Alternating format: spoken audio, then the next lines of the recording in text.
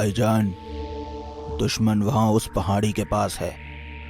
चलिए इन हथियारों का सारा लोहा दुश्मनों के जिस्म में उतार कर उन्हें जहन्नुम की सैर करवा देते हैं।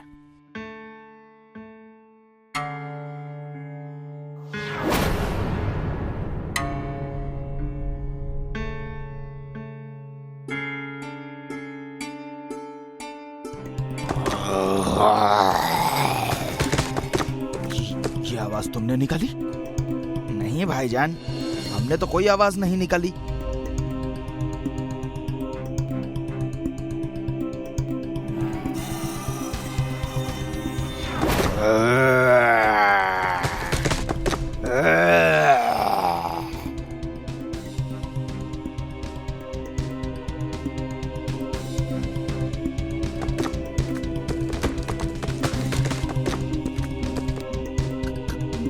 कौन है? कौन है? सामने आओ, सामने आओ, नहीं तो गोली चला दूंगा।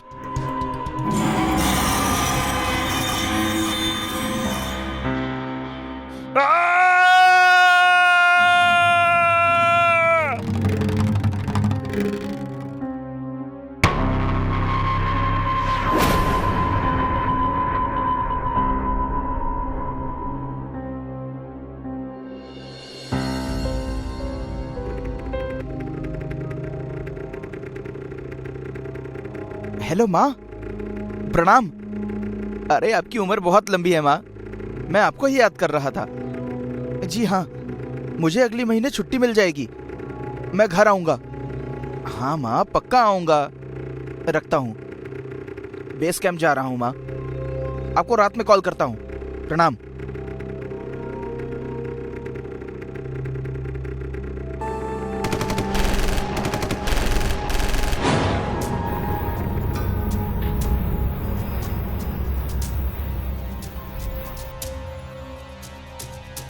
ओए भारत माँ के बच्चे, छुपता कहाँ है? बाहर निकल, बाहर।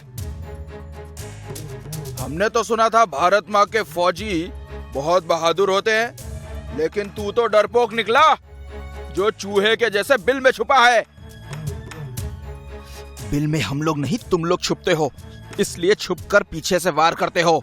अगर बहादुर होते तो सामने से वार करते। ऐसा है तो एक बार बाहर आ जा, फिर हम सामने से ही वार करेंगे। लगता है फौजी डर गया। मैं हिंदुस्तानी शेर हूं, और शेर तुम जैसे गीदड़ों से नहीं डरता। अगर बाहर आ गया तो तुम लोगों को ढेर कर देगा। अबे फौजी, बाहर आ तो सही, देखते हैं फिर कौन किसको ढेर करता है। और ये भाषण देना बंद कर, तू अकेला है और हम 3। तेरी मौत पक्की है। अगर बचना चाहता है तो अपनी जान की भीख मांग हमसे।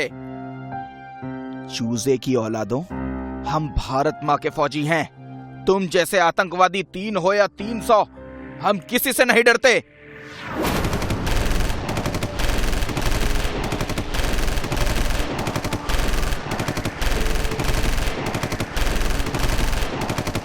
बहुत बरसाली गोलियां, अब इंडियन आर्मी की बारी है।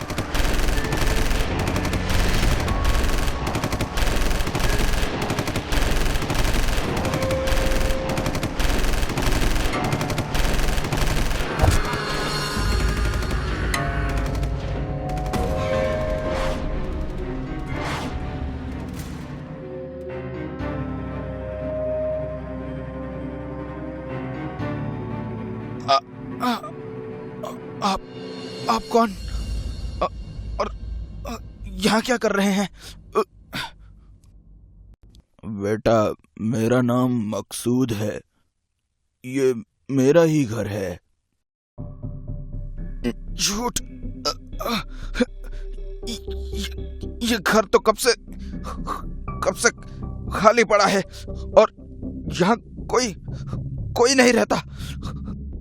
आपने सही कहा बेटा, ये घर कई सालों से खाली पड़ा था, क्योंकि हम घर छोड़कर जा चुके थे।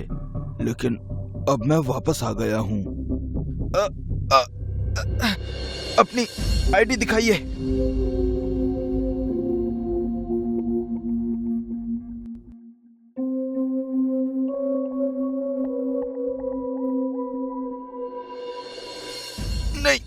नहीं, आगे मत बढ़ना।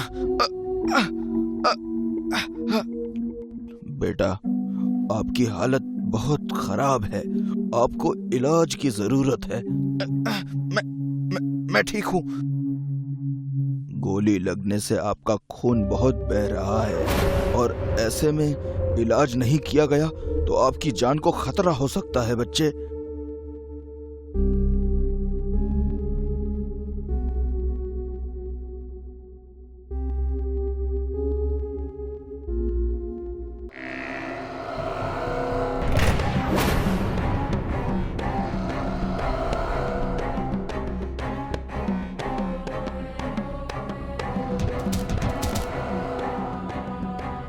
रुक जाओ, इसे गोली लगी है, इसे मत मारो। चुप कर बुड्ढे, तेरे जैसे लोगों की वजह से हम कश्मीर को हासिल नहीं कर पा रहे हैं। हमारी कौम का नाम बदनाम करने वाले, तेरा नाम क्या है? मकसूद। अब चुपचाप यहीं बैठा रहे, वरना फौजी से पहले तू जान से जाएगा। और फौजी, सुना है हिंदुस्तानी सेना हम लोगों का खात्मा करने की तैयारी में है। पता तुम्हारा प्लान क्या है? क्यों? मरने से डर लग रहा है, इसलिए प्लान जानना चाहता है? मरने का डर हमें नहीं, तुझे होगा फौजी। अब जल्दी से बोल, तुम्हारा प्लान क्या है? नहीं तो तुम्हारे शरीर में छेद ही छेद कर देंगे। मारना है तो मार दो, लेकिन मैं कुछ नहीं बताने वाला तुम्हें। देश के साथ गद्दारी करना तुम्हारे देश में होता होगा, हमारे देश की आर्मी में नहीं।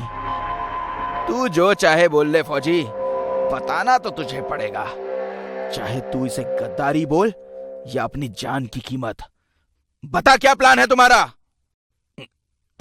कहा ना, मरूंगा तो मर जाऊंगा, मगर देश से गद्दारी नहीं करूंगा। तू ऐसे नहीं तो ऐसे मानेगा।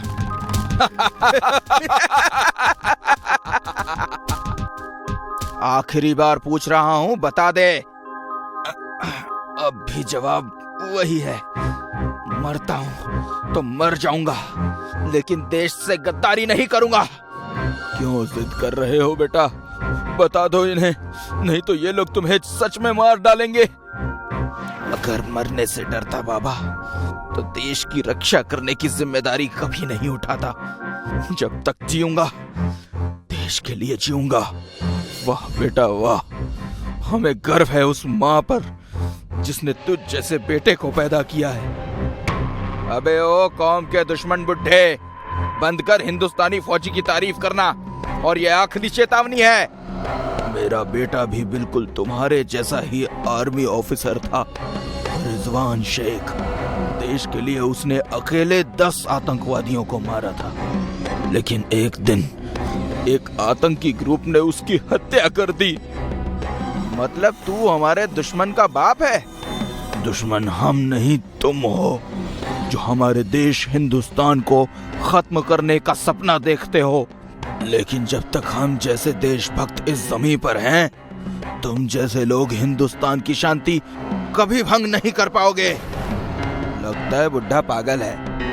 पागल मैं नहीं, तुम हो, जो चंद रुपयों की खातिर मासूम बेगुनाह निहत्थे लोगों को मारने के लिए हथियार उठा लेते हो।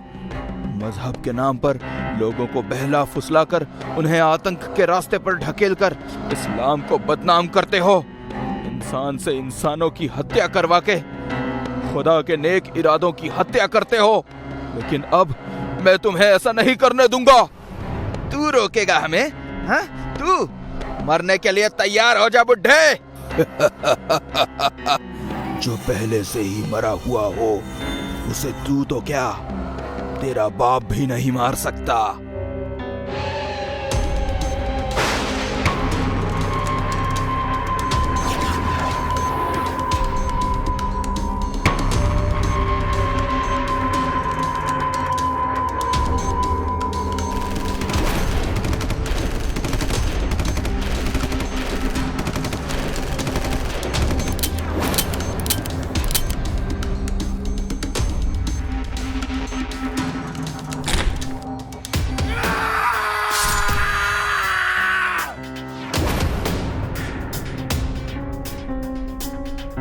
देश का ख्याल रखना।